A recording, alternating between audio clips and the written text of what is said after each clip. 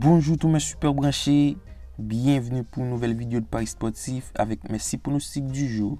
Si ma suivi d'un score et de pronostics, à ne pas oublier la vidéo de Europa League est en ligne, vous pouvez toujours la regarder.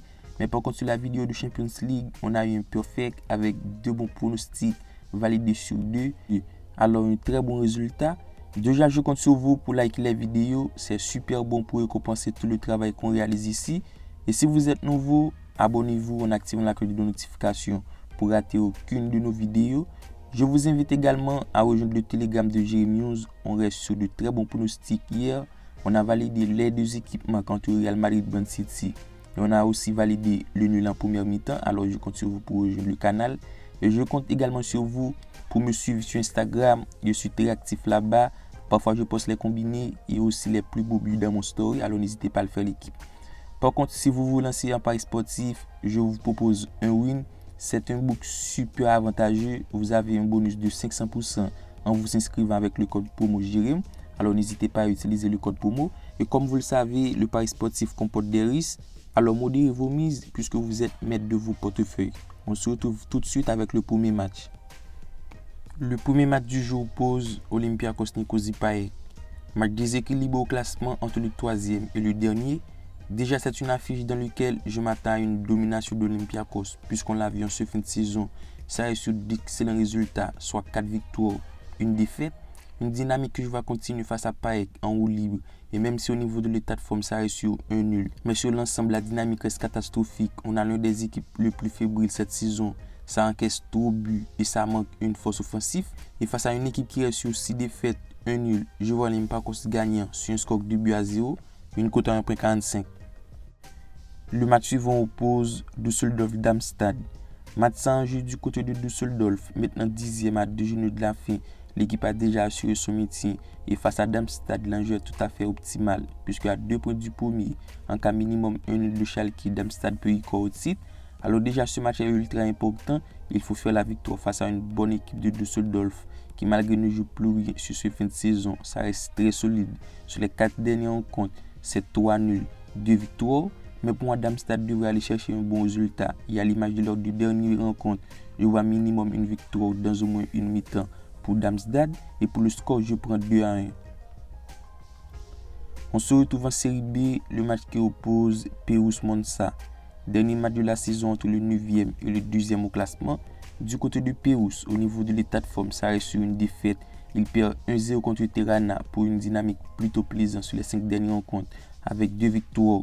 2 nuls, une défaite, une formation qui n'a plus rien à jouer, ça se trouve dans le ventre mou du classement.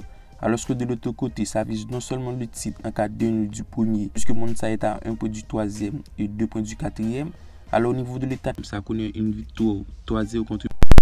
Et dans ce match, je vois mal Monza un mauvais résultat. Du coup, je pronostique Monza au nul. La rencontre suivante oppose UCD Dundalk. Match déséquilibré au classement entre le dernier et le 3e. Après un début de saison compliqué, UCD est dernier et vu leur dynamique avec 4 défaites, 1 nul, je le vois en grande difficulté face à une bonne formation de Dundalk qui en ce moment est dans une bonne forme. Sur les 2 dernières rencontres, c'est en total 2 victoires consécutives. Une formation tout de même pas trop à l'aise à l'extérieur avec 0 victoire sur les 6 dernières rencontres. Par contre, face à UCD, on a l'équipe en grande difficulté à domicile avec 3 défaites sur ces 3 dernières rencontres. Et seulement dans ce match, c'est le moment pour Dundalk de s'imposer enfin à l'extérieur. Pour moi, ce sera sûrement le cas. Du coup, je pronostique la victoire de Dundalk sur un score 2-0. L'avant-dernier rencontre Shamrock Finhaps. Selon les books, le match s'annonce déséquilibré. On a la victoire de Shamrock à 1,30, le nul à 4,85 et la victoire de Finhaps à 9,70. Alors selon la dynamique, la tendance est logique. Non seulement c'est le 2e que soit l'avant-dernier au classement, on a tout de même 2 formations dans une dynamique différente. Du côté de Shamrock, après le nul 1 but partout contre Sligo, c'est en total 6 victoires en cette rencontre. Une dynamique sensationnelle comparée à celle de Finhaps qui en total c'est qu'une victoire, 2 nuls et 4 défaites. Seulement c'est une affiche déséquilibrée et Shamrock devrait l'emporter. Du coup je pronostique victoire Shamrock sur un score 3-1. Et pour terminer avec le dernier match, on se retrouve en Belgique. L'équipe Charleroi reçoit Genk. Match de play-off entre le dernier et le 2e. Match à enjeu entre 2 formations qui visent une montée Même si du côté de Charleroi, c'est un peu plus compliqué. À 4 matchs de la fin, l'équipe est à 27 points. Et cela après 2 contre-performances. La défaite 1-0 contre Malines et la défaite 3-1 contre la Gantoise. Et face à Genk, je le vois mal faire un bon résultat, puisque l'équipe à l'extérieur est dans l'obligation de performer à 2 points du premier. Et de plus, les récents résultats est tout simplement sensationnel. On a une longue série de victoires, ça en total 4 victoires de suite.